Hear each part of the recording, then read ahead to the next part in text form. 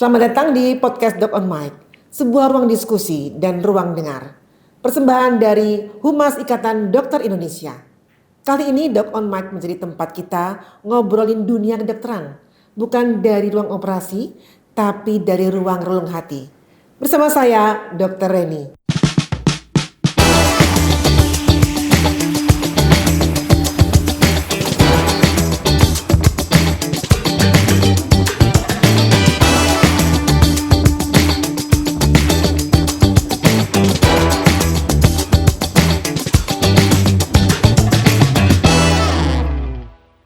Di tengah gaduhnya berita yang diperbincangkan kalayak, kini saatnya kita duduk sejenak. Mari mendengar dengan rasa bukan dengan prasangka. Kita berbincang bukan untuk membela, tapi untuk bicara apa adanya. Belakangan ini dunia kedokteran menjadi pemain utama di berbagai berita dan lini masa. Ada yang bikin kita sedih, ada yang bikin kita malu, ada juga yang bikin kita geram, bahkan marah sekali. Dan mungkin di benak masyarakat muncul pertanyaan, loh ini dunia kedokteran lagi apa sih? Di episode kali ini kita akan bercerita dari hati ke hati bersama dengan Dr. Kestri Meher, Kepala Bidang Humas Ikatan Dokter Indonesia. Selamat datang Dr. Kestri, bagaimana kabarnya? Sehat. Dok, akhir-akhir ini nih di dunia kedokteran lagi gaduh. Sebenarnya apa yang terjadi, Dok? Ya, yang orang lihat di permukaan itu saat ini kan hasil dari yang selama ini terkumpul ya, kita ketahui. Nah, kemungkinan juga kan kita bisa melihat seperti apa yang sebelum-sebelumnya tidak pernah riak seperti saat sekarang ya. Mungkin bisa jadi karena diduga ya ada tekanan internal, kemudian yang paling penting adalah sistem yang harus dibenahi. Nah, poin ketiga yang berhubungan dengan saat ini yang pasti adanya oknum. Namun, namanya oknum ini kan bukan hanya sekedar ada di sini saja. Namanya oknum ini kan selalu ada di mana-mana. Ya namanya oknum ini ya, Dok ya. Kemudian kita juga tidak bisa berpikir bahwasannya, berasumsi ya, terutama berasumsi bahwasannya apa yang dilakukan oknum itu cerminan dari semua dokter di Indonesia. Oknum ini kan hanya beberapa orang saja. Namun akibat dari tingkah laku oknum tersebut jadi merusak nama besar kita semuanya. Namun apa yang dapat kita ambil dari pelajaran ini? Nah, saat ini seperti kita lihat ya, banyaknya keberanian dokter-dokter untuk lebih berani mengungkapkan pendapatnya, terutama terhadap profesinya sendiri. Nah, kalau Dokter Kesti perasaannya gimana sih menghadapi jawab kita yang seperti itu? Nah, yang pasti dengan adanya kondisi saat ini ya, kalau dibilang marah pasti ada ya, kecewa juga pasti. Yang pasti sangat prihatin toh. Kenapa saya bilang sangat prihatin? Kan tidak semua memiliki karakteristik atau perilaku yang sama dengan oknum tersebut. Nah, imbasnya kan di kita. Kita tidak berbuat, namun pemikiran orang, pandangan orang terhadap kita itu jadi hampir sama. Dan yang paling penting lagi, di setiap pemberitaan itu kan pasti ada individunya, ada orangnya. Nah, kita juga nggak boleh lupa, kita sebagai dokter, kita memakai atribusi dokter, jas putih kita itu adalah atribusinya, bajunya kita sebagai manusia, bukan sebagai Superman yang kita bisa buat apa saja sesuai dengan mau kita. Namun di sini yang harus digarisbawahi, selagi kita berdiri, selagi kita bekerja menggunakan atribusi kita atas nama dokter ya, kita harus juga mengingat bahwasannya pentingnya etik kedokteran. Oleh karena itu kita tidak boleh ada keberpihakan. Nah, kita tetap harus menjaga kepercayaan publik itu terhadap kita. Contoh Dokter Reni. Iya ya, sekarang masyarakat banyak bertanya-tanya nih, kenapa kok kayaknya dokter sekarang banyak masalah ya, Dok? Gimana nih kita jawabnya? Ya, kalau kita berbicara banyak masalah, bukan hanya dokter, kita aja hidup sendiri kadang ada masalah. Namun di dalam organisasi ini, ketika ada masalah, artinya profesi ini sedang tumbuh. Itu yang harus digarisbawahi. Artinya dengan adanya masalah ini, kita berjalan menuju proses pendewasaan. Benar toh? Lah, kalau masyarakat sampai kehilangan kepercayaan gimana, Dok? Masalah kepercayaan ini ya, masalah hubungan. Ya, kepercayaan itu masalah hubungan. Hubungan itu tercipta karena apa? Melalui apa? Hubungan itu bisa tercipta melalui suatu keterbukaan. Oleh karena itu, bagaimana kita untuk menghadapi kepercayaan, meningkatkan kepercayaan masyarakat itu kepada kita?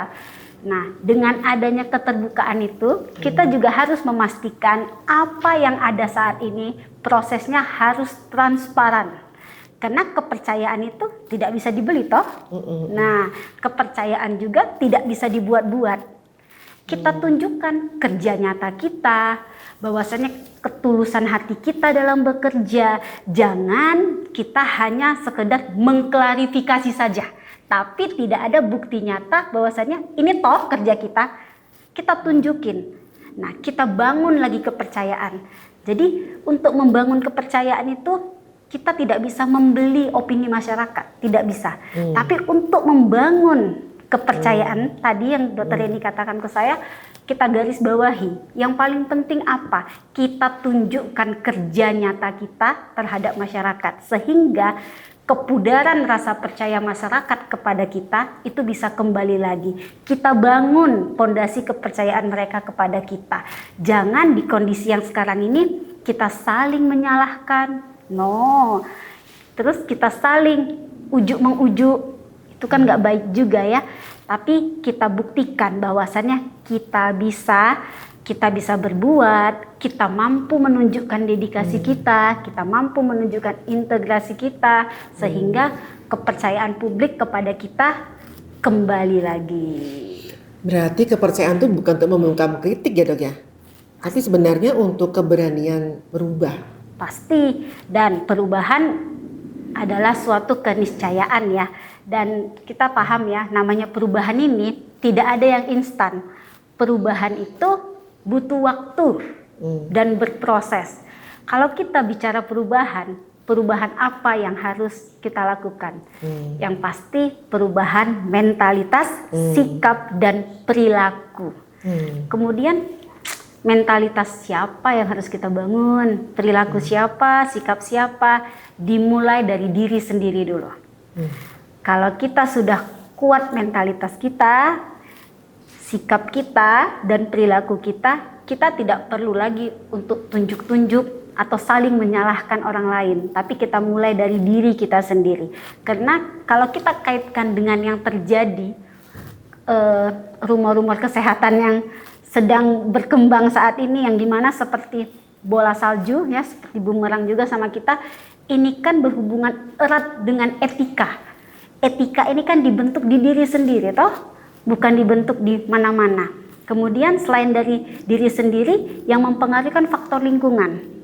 Artinya kalau dirinya sudah kuat, etikanya sudah mampu, mau seperti apapun kondisi di lingkungan itu, ini nggak akan terpengaruh. Nah, itu kalau menurut saya. Jadi kalau kita selalu bilang perubahan apa? Kita balik lagi, tetap perubahan mentalitas, sikap, dan perilaku untuk diri sendiri dulu. Nah itulah, sekarang di dunia kedokteran sendiri kan banyak tekanan ya. Nggak cuma dari bagaimana secara kita bekerja dari pasien, kemudian dari birokrasi, dari sistem, bahkan lingkungan kerja sendiri. Nah, gimana Dok menyeimbangkan semua itu? Ya, terkadang kita lupa diri. Itu yang paling sering terjadi ya Dok ya. Lupa diri kenapa? Kita masih sibuk untuk ngurusin masyarakat ya, terutama pelayanan kesehatan, karena kita berdiri dengan profesi sebagai dokter. Bahkan kita lupa diri kita untuk mengurusi diri kita sendiri. Sebenarnya budaya yang kuat itu bagus, namun bahaya kalau budaya yang kuat itu menjadi toksik. Nah, kita harus juga bisa mengatur waktu kita ya, menentukan waktu kita. Kita juga harus memikirkan diri kita. Seperti saya katakan tadi, kita manusia toh dok, bukan Superman yang harus terus-terusan berdiri, harus terus-terus memberikan pelayanan. Bahkan gak usah kita pungkiri, kadang kita juga sering lupa di rumah anak kita seperti apa. Justru kadang-kadang keluarga kita seperti anak kita lebih banyak hidup di rumah bersama orang kerja daripada kita. Benar nggak? Iya betul ya, Benar. kasihan juga ya. Sementara kita selalu mikirkan nasib orang lain. Contoh aja deh dok, begini. Kita di rumah sakit nih. Nah kemudian udah habis pasien, kita pulang. Sampai di rumah sakit calling kita. Dok, ini ada pasien. Sito, segera harus ditangani. Ketika kita sampai di rumah belum ada 5 menit, bohong dong kalau kita nggak langsung balik ke rumah sakit. Nah, yang begini-begini kan tidak pernah masuk di headline dok, tidak pernah diberitakan dok. Behind scan seorang dokter luar biasa. Nah, pernah nggak dok ini pada suatu saat merasa seperti mau meledaknya, meledak pada tekanan-tekanan pekerjaan maupun pasien atau masalah-masalah lain? Ya, namanya kita manusia ya, pasti punya banyak keterbatasan. Sesabar-sabarnya kita juga punya keterbatasan toh. Nah itu pasti ada. Kemudian itu balik lagi ke kitanya. Nah yang paling penting dalam hal ini menurut saya adalah support system kita seperti apa. Makanya hidup ini seperti tadi ya saya katakan, kadang-kadang kita juga suka lupa sama diri kita. Nah, yang paling penting dalam hidup ini kita harus bersyukur dulu ya dok ya. Mungkin ya bersyukur, kemudian support system kita tuh harus baik. Nah, kita harus punya waktu untuk keluarga kita juga harus punya waktu untuk diri kita. Nah, seperti apa? Kitalah yang harus bisa-bisa pandai-pandai memanajemen waktu itu, menentukan prioritas itu.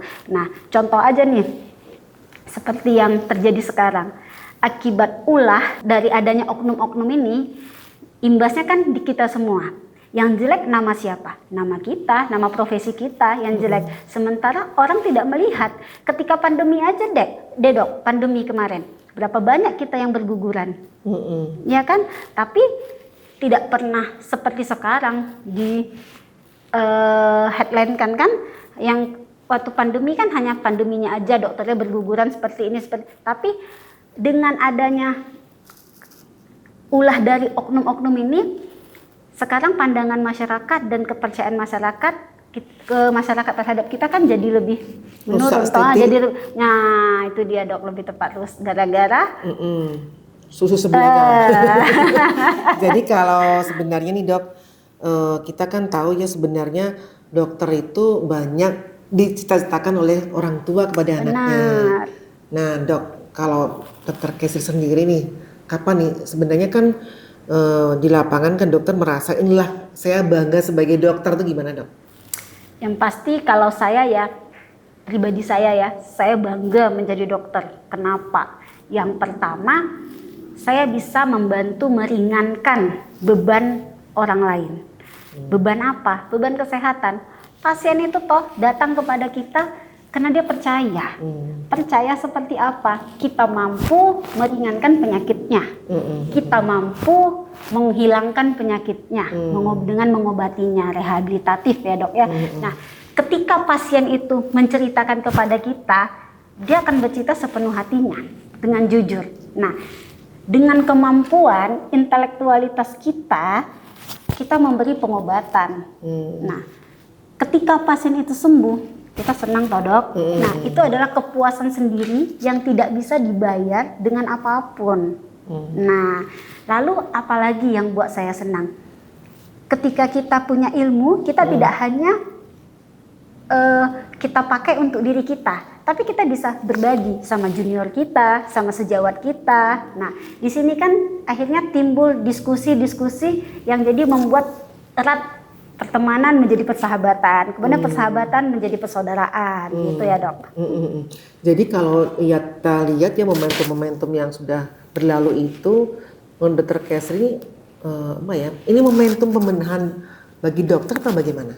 Ya, kalau kita bicara momentum pembenahan saat ini ya dok ya, saat ini ibarat sebuah rumah yang sedang direnovasi, ya, di mana rumah ini ketika direnovasi, kan akan tampak berantakan dan kotor. Iya. Nah, Morat-marit lah. itu benar. Jadi ketika rumah ini berantakan dan kotor, ada yang lewat nih. Ya, ada yang lewat. Orang pasti berpikir, ih kotor sekali ya rumah itu. Nah, lalu apalagi orang lihat, ih ini rumah kok nggak selesai-selesai ya. Disinilah yang sedang terjadi.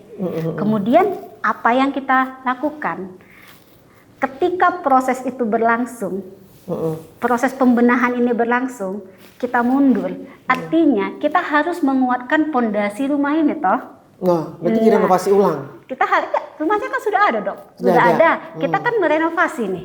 Nah, kita menguatkan, memperbaiki yang sudah ada menjadi lebih baik. Nah, tapi tidak pernah orang melihat ketika rumah itu bagus, bersih, orang akan berkata, rumahnya bersih ya, rumahnya bagus. Kalaupun ada, itu sebagian kecil. Sama halnya dok, seperti kapal.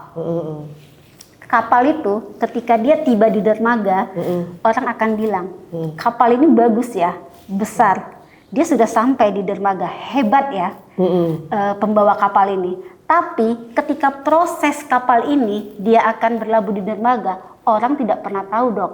Dia apakah kena angin, kena badai, kena hujan, tidak pernah tahu. Jadi proses banyak yang orang tidak tahu.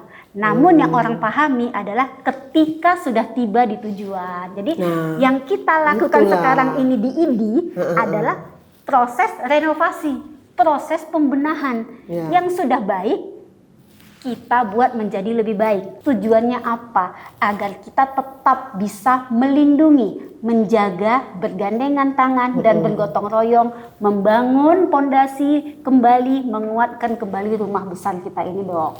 Amin. Nah, itulah dok. Makanya sekarang kalau ada kisah di balik layar nih, yang menurut dokter harus masyarakat tahu tuh apa dok? Yang saya katakan tadi tidak pernah di expose ya, tidak pernah di blow up ya. Contoh aja tuh yang misalnya tadi yang saya sebutkan, kita ini udah habis capek nih, habis jam poliklinik dari pagi sampai sore, sampai siang jam 2 biasa ya. Saya biasa jam 9 sampai jam 2 dok. Kemudian ketika kita sampai di rumah sakit telepon, belum ada 5 menit. Dok, ini pasien Sito, dokter harus datang nih dok. Nah, udah pontang-panting ya dok ya? Nah, kadang-kadang belum makan lagi dok. Kayak tadi kita kan belum makan ya dok ya. Dok. Kemudian kita makan. Nah, belum makan, kita pikirkan keselamatan orang. Tapi kita nggak pikir diri kita. Nggak pernah ditayangkan kan. Kemudian banyak dokter yang bekerja dalam diam, dalam senyap. Tidak pernah ditayangkan juga. Bener toh? Luar biasa dokter-dokter yang berjuang itu memang jarang sekali yang ketika COVID tahu. aja, itu ketika pandemi COVID, itu bukti nyata kerja kita. Yang gugur berapa dok? Yang tertular berapa? Kita tidak mikir keselamatan kita sendiri waktu itu kan? Benar. Itu benar sekali dok. Makanya dengan yang saya katakan tadi, dengan adanya oknum-oknum ini, dengan adanya oknum yang saat ini lagi bermasalah, kita itu tetap harus menjaga citra kita, bahwasannya dokter-dokter ini kita bekerja dengan hati yang tulus, dengan ikhlas kita, dengan kemampuan ilmu yang kita punya, sehingga bagaimana kepercayaan masyarakat ini bisa kembali kepada kita. Nah, selain itu juga yang perlu digarisbawahi, kita ini statusnya memang dokter dok.